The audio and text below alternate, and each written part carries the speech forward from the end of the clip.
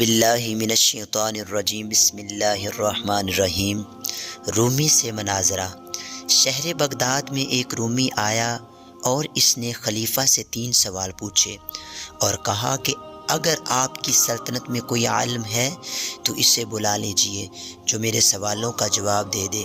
خلیفہ نے اعلان کر دیا، سب علماء دین جمع ہو گئے، امام اعظم ابو حنیفہ بھی شامل ہو گئے، وہ تشریف لے آئے۔ رومی ممبر پر بیٹھا اور اس نے سوال کیا، بتاؤ اللہ سے پہلے کون تھا؟ دوسرا سوال کیا، یہ بتاؤ کہ اللہ کا روح کدھر ہے؟ اس رومی نے تیسرا سوال پوچھا اور فرمایا، بتاؤ اس وقت اللہ کیا کر رہا ہے؟ یہ تینوں سوال سن کر سب علماء خاموش ہو گئے، لیکن حضرت امام اعظم ابو حنیفہ آگے بڑھے اور فرمایا، میں جواب دوں گا مگر شرط یہ ہے کہ تمہیں ممبر سے اترنا پڑے گا۔ چنانچہ وہ رومی ممبر سے نیچے اترا اور امام صاحب ممبر کے اوپر بیٹھ گئے اور فرمایا، پوچھ اب کیا پوچھتے ہو؟ اس نے کہا، اللہ سے پہلے کون تھا؟ آپ نے فرمایا، گنتی سناؤ۔ اس نے 1 2 3 4 گننا شروع کر دیا۔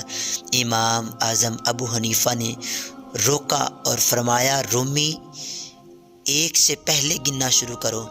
رومی نے کہا، 1 سے پہلے کوئی گنتی نہیں۔ تو امام اعظم ابو حنیفہ نے فرمایا، جس طرح 1 سے پہلے کوئی نہیں، اس طرح اللہ وحدہ لا شریک احکم الحاکمین سے پہلے کوئی نہیں۔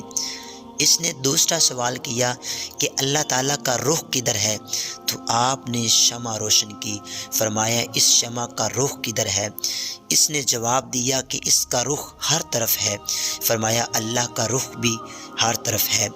آپ نے ارشاد فرمایا کہ تیسرا سوال رومی نے کہا، اللہ تعالیٰ اس وقت کیا کر رہا ہے؟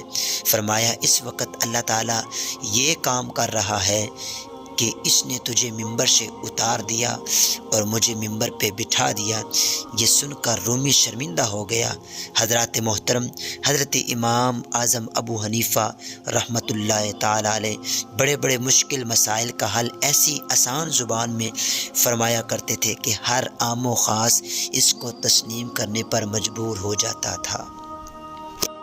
تمام دوستوں سے، میری ماؤں بہنوں اور میرے تمام بھائیوں سے